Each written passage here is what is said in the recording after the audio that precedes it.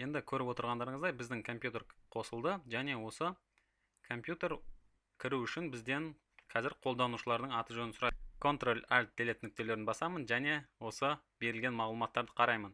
Енді бұл жерде компьютердің аты және оның қолданушысы бізде мүлдем қанағаттандырмайды, сондықтан бірінші былай жасап көрейік. Мен Windows Server 2008 машинасына барайын және осы компьютерді қолдануға қолданушы және оның паролін берейін. Ол үшін біз қалай істейміз?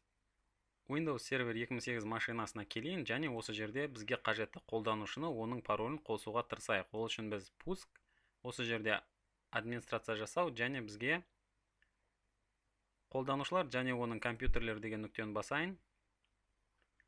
Осы жерде біздің жасаған OLIT Алматы орманы, яғни домендер жүйесі, соның ішінде қолданушыларды басып көрейін. Және бұл жерде әлі ешқандай қолданушының әлі жоқ екенін көреміз.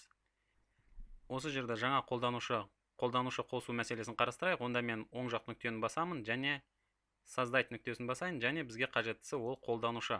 Енді қолданушының атын беріңіз дейді. Бізде қолданушының атын OLIT деп алайық әзірге. User деп алайық.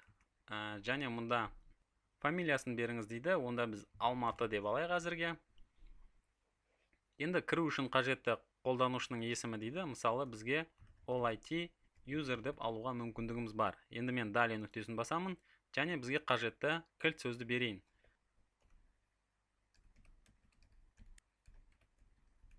Енді жүйеге кірген кезде бізде осы парольді кілт сөзді өзгерткен қажет пе дейді. Мен оны бізден алып тастайын және парольдің қолданылу уақытын ешқандай шектеу бермеймін және Далее нүктесін басамын. Енді дайын нүктесін басайын. Одан кейін біздің Windows 7 операциялық жүйесіне барып, осы қолданушымен кіруге тырысып көрейік. Қолданушының есімі бізде OLIT User және оның кілт сөзі. Enter нүктесін басамын және қараймыз. Көріп отырғандарыңыздай біздің жаңа қолданушының қазір жұмыс үстелін дайындауда.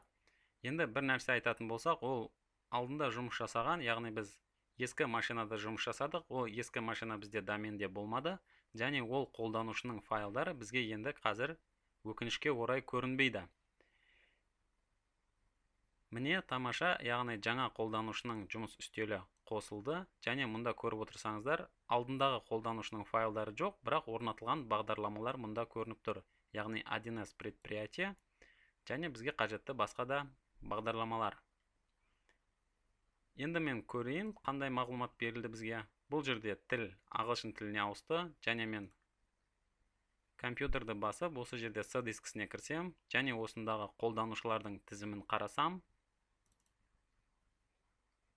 Көріп отырғандарыңыздай, міне OLIT User бұл домендегі қолданушысы, ал админ дегеніміз ол біздің бұрынғы ескі компьютердегі қолданушы болатын. Егер мен Continue нүктесін бассам, онда біз осы файлға қол жетімді бола ма, сол мәселені қарастырайық.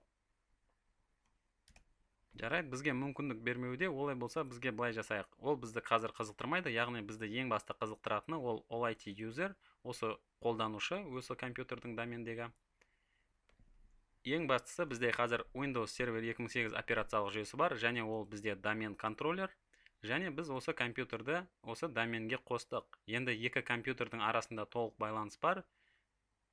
Болашақта қанша компьютер болса да біз оны доменге қосып, және осы доменнің көмегімен басқарамыз. Енді 1С бағдарламасының бізге қойылған талаптарын ескере отырып жұмыс жасайтын болсақ, онда біз осы Windows серверді терминал сервер қыламыз, және осында 1С бағдарламасының мәліметтер базасын сақтаймыз.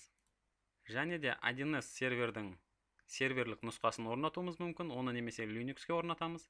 Енді басынан толық қайталасам, яғни Windows Server 2008 машинасы бізде ол осы ұжымның, компанияның кез келген компьютерін басқаратын актив директори болады біріншіден. Екіншіден бұл бізде терминал сервер болады, яғни барлық қолданушы осы компьютерге кіріп өзіне қажетті файлдарды алуға мүмкіндігі болады. Мен қазір осы домендік жүйедегі компьютерге қажетті файлдарды көшірмесін жасайын.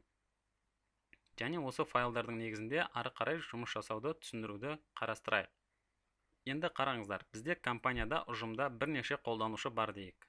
бірнеше қолданушы бар, және біздің осы қолданушыларға ортақ файлға қол жетімді болуы үшін біз осы Windows Server 2008 операциялық жүйесін орнаттық.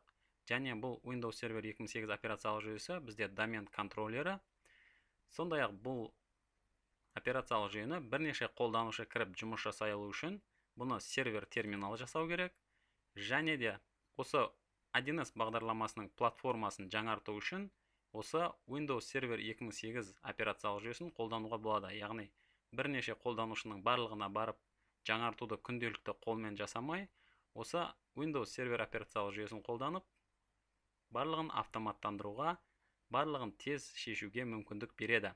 Енді онымен болашақта танысамыз, сондықтан әзірге қош болыңыздар.